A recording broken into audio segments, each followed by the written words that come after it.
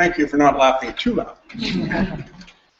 What they see is, as they get their hors d'oeuvres and their drink, what they see is 4 captains making arrangements. Now, you'll also, if you know anything about the history, you'll know that what I've done is wrong. 3 of the captains might have been in that room because they all left from Sarnia. But the one captain, Captain Bruce Cameron, was north. He wasn't with them. So we went and we said, we will take advantage of drama, right? We'll just do it anyway. And we'll make sure that Captain Cameron becomes a character that we can all understand, because Captain Cameron was actually a captain for 3 weeks before the storm. And Captain McConkey of the Regina, he had been a captain just for 1 year, right? So this is very new. These are young men. And then we have 2 other ships, the Charles S. Price and the Northern Queen. And we put in the Northern Queen because the 3 other ones, and you all know, or you wouldn't be here, you know that those other 3 went down. The Wexford went down, the Regina went down, and the Charles S. Price went down. And we're going to show how that happens right in the middle of the coach house at Hessenland. Like, if you're there, I suggest you get on the Northern Queen. Because that crew survived, right? With thanks to a tremendous number of people in Fort France, right? Who actually almost, you know, they were almost sacrificed their lives to do what they did. And it's very interesting what happens. And the other 3 ships, they'll go down. Oh no, sorry, I'm not supposed to call them ships. They're boats, or they're freighters, or they're lakers, right? And so that's what we're doing. So we start off in the room, in the garden room. People have drinks, they have their hors d'oeuvres, and we have this meeting of the captains. And what we're going to do tonight is we're going to read from the first part of the first scene. And then I'm going to tell you exactly sort of what happens, right? Because it's interesting, especially when you're dealing with something like Hessenland and all that wonderful food, right? And you'll get the right meal. We get sandwiches. So this, as you come in, the captains won't even look at you. Some of the crew members are also with them, and what they're doing is they're doing all of the material that they have to do in order to make their trip north up Lake Huron on Sunday morning. All of them went up, as opposed to the Wexford, which was coming down. And so we're going to do this. I'm going to let the gentlemen with me introduce themselves and what they are the captains of. So, to my immediate right, no, not necessarily politically. I'm Captain George Crawford of the freighter Northern Queen. My freighter ran ashore at Fort Franks, but all of my crew survived. I'm Captain Ed McConkey of the freighter the Regina. My freighter was a floating warehouse, and it sank, and all hands were lost. I'm William Black, and I am the captain of the Charles S. Prince, and I'm a coal ship, and my ship turned turtle, and they discovered that it was my ship 3 days later when a diver went down and actually read the name on the side of the boat, and all my coal was laying at the bottom of Lake Huron, and eventually my ship sank near my coal supply. So, and I played the part of Bruce Cameron, and he was the newly captain of the Wexford, who was coming down, and what his goal was to get to Goderich. That's where his harbor was going to be that day. So they start. When everybody is in, when all the audience is in, they see that there's a big, huge map on the floor, and it's a map of the Great Lakes. Okay. They also see desks around where the crew and the captains are working. They'll see them drinking coffee and doing things, and they always go over to the barometer because the barometer is causing them trouble. They've never seen it this low, and you'll hear as we go through this scene what happens. Now, there's a lot of action in this scene, right? And we're just going to stand here and read it. So get your imaginations going. And if you're not going to the show and you want to, well, I'm sorry, you can't because it's sold out. When enough of the audience is in place, the ship's bell is rung. The first officers leave the room, and the scene begins. The captains of the 4 freighters are discussing the advisability of whether or not to steam into Lake Huron. Well, gentlemen, what will it be on this day of our Lord, the 9th day of November, 1913? Do we start our engines and steam out onto Huron, or not? Let's talk about it. Nothing's final. We captains make a mistake, and we take the fall. Ed, how is your crew responding to the news of the storm on Superior? Uncertain. A little nervous. And according to this barometer, we could expect some major turbulence on Huron as well. But all this has happened before. The Regina can steam anywhere, through anything. Bruce? We just steamed into Huron last night. Last part of the trip on Superior was very rough. Likely worse behind us. I've even got a few crew who went on the town last night and haven't reported in. Even my first mate, McCutcheon, isn't with us. He on the town too? No, he's a very dependable sailor, that one. He's on leave. We'll pick him up when we dock at Sarnia. But the others... A little bit of liquor won't harm anyone. Makes the nerves calm. Let's hope. William, how about the Price's crew? I've got bigger problems. Milton Smith. Your assistant engineer? Yeah, he's got a major set of the nerves. He's been talking to a few of the crew. A mutiny, maybe? Well, if there is, I'm joining it and taking on management. Good luck. A hurricane would have to hit our head offices directly for them to take any notice. It's all about money to them. And us too. And our crew. November bonus, remember? There ever been a hurricane on the lakes before? Thought they only occurred on the oceans. Let's hope. Now, Superior was in gale force behind us yesterday. Winds were in all directions. Barometer was low then too. We made it through to the Sioux, but just. Never heard of a hurricane on the lakes before. But that blow on Superior that you escaped caused some real damage.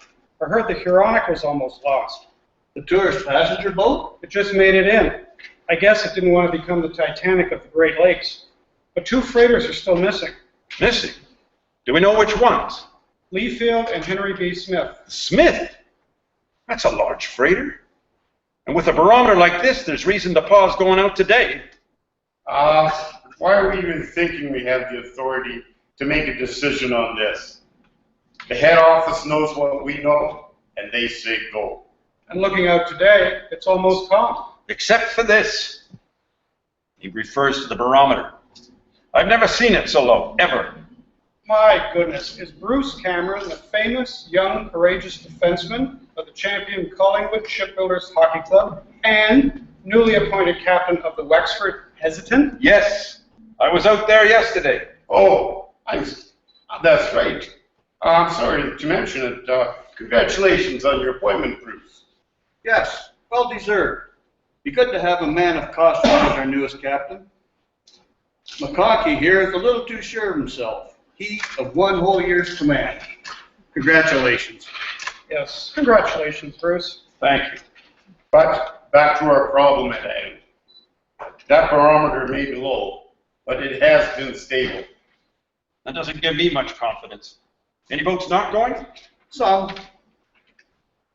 Quite a few I've heard. But Bruce, as you well know, a freighter is safe at harbor. But that isn't the purpose of a freighter, is it? We steam, we deliver the goods.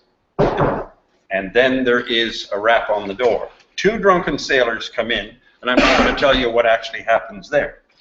But they were the 2 from the Wexford who tied one on and got into a fight and got arrested.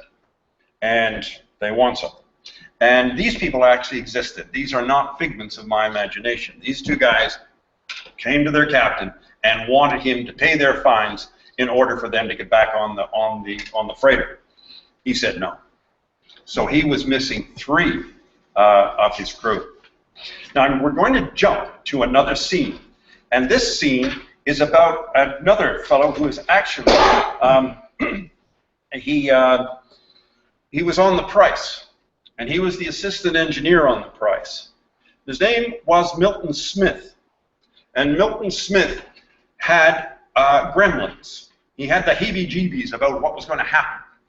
He didn't know why. The only thing he really had to prove anything was the barometer, and also a paper, a Cleveland paper, all right, about what was going to happen.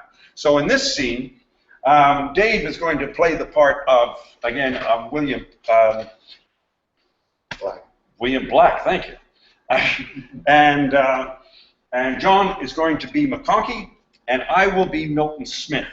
In the play, Milton Smith is played by a woman, and in the play, Cameron is also played by a woman. We have a reputation to uphold with our, what we call the mustache women. There is nothing they cannot do. So, after the drunks are driven away by the constable, there's another knock at the door. I'll get it. Can I help you? We're busy here. May I speak to Captain Black? You sail with him? Yes. I'll check. You wait here. It's important. Everything's important. Captain Black? Sir? I told you to wait. Captain Black? Smith. You want to get rid of him? No, he's my assistant engineer. I've been expecting this. Come on in, Smith. Your gremlin's working overtime again? Yes, sir. So, what's it to be? I'm leaving the Price, sir. Smith, we've got just one more, maybe two more trips. Coal's all ready to go. Yes, Captain, but I've got a bad feeling about this. Based on what? The blow in Superior Friday? And this morning, that and this, and he hands Black a newspaper. The Cleveland newspaper? How would they know anything about the weather even after it's happened? Look, it says unsettled. We've been in a calm here, and they say it's unsettled. Come on, Smith. Well, what about this? I've never seen it that low. You, sir? No, you've got me there, but it's been stable.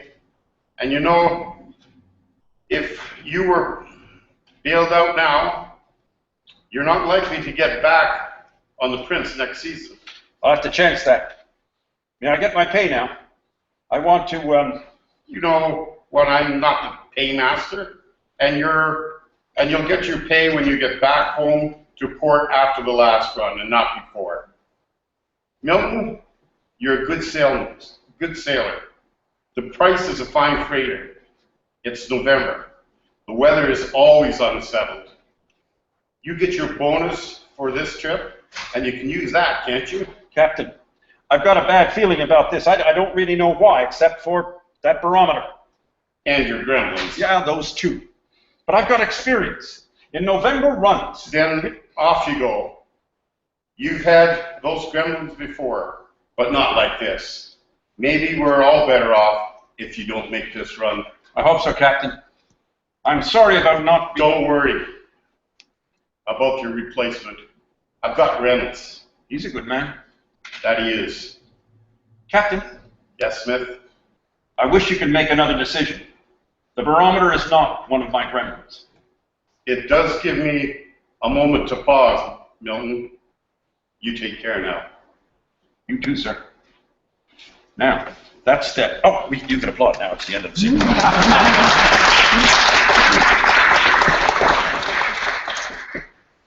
It does give them pause, and those captains leave the room. And so the audience is sitting there with their drinks going, well, this play is going nowhere. And all of a sudden, the children come in. 12 children who actually become the White Hurricane.